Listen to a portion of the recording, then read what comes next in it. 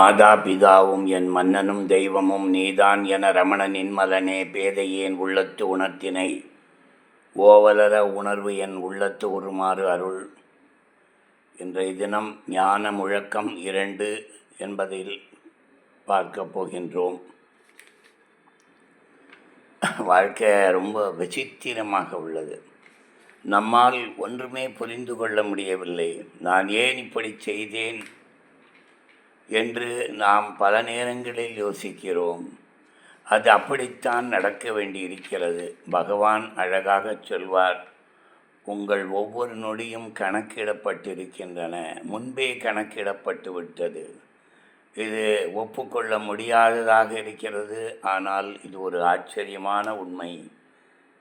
நாம் என்ன செய்கிறோம் என்பது நாம் நினைத்து கொண்டிருக்கிறோம், நாம் தான் தீர்மானம் செய்தோம் என்று. இல்லை, அப்படி இல்லை. முன்பே திட்டமிடப்பட்டவை எல்லாம் உங்கள் வாசனைகளால் உங்கள் எண்ணங்கள் அமைகின்றன. உங்கள் எண்ணங்களால் நிகழ்வுகள் நடக்கின்றது. வாசனையோடு பின்னி நடப்பதை நினைக்கும்போது வியப்பாக உள்ளது. ஒவ்வொரு நொடியும் வாசனையோடு தொடர்பு கொண்டு அதன்படி நிகழ்கின்றது. எண்ணங்களும் அப்படியே அமைகின்றன. வாசனைகள், எண்ணங்கள், நிகழ்வுகளை மனத்தில் தேக்கி வைக்காதே. அது நம்மளுடைய வாசனை இதுதான் அப்படின்னு நினச்சிக்காதே, அதை விட்டுடு.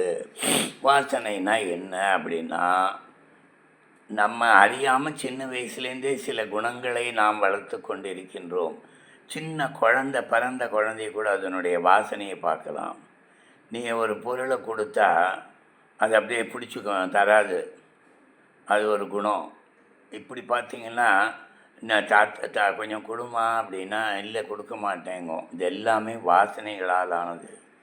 இந்த வாசனைகளை விடு, எண்ணங்களை விடு, நிகழ்காலத்தில் வாழ்ந்து கொண்டே இரு. மனத்தில் எதையும் தேக்காதே. இப்படி மனத்தில் தேக்காமல் வாழ்கின்ற போது இறைவனோடு நாம் வாழ்கின்றோம்.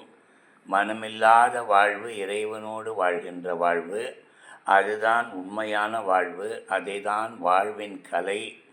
அப்போ எப்படி வாழுறது அப்படின்னா, இறைவன் விட்ட வழி என்று வாழ்கின்ற பொழுது நீ வாசனைகள், எண்ணங்கள், நினைவுகள் எல்லாவற்றையும் விட்டுவிட்டு மனம் என்பதையே விட்டு பகவான் சிந்தனையிலேயே வாழ்கின்ற பொழுது அதுதான் சரியான வாழ்வு, இறை வாழ்வு.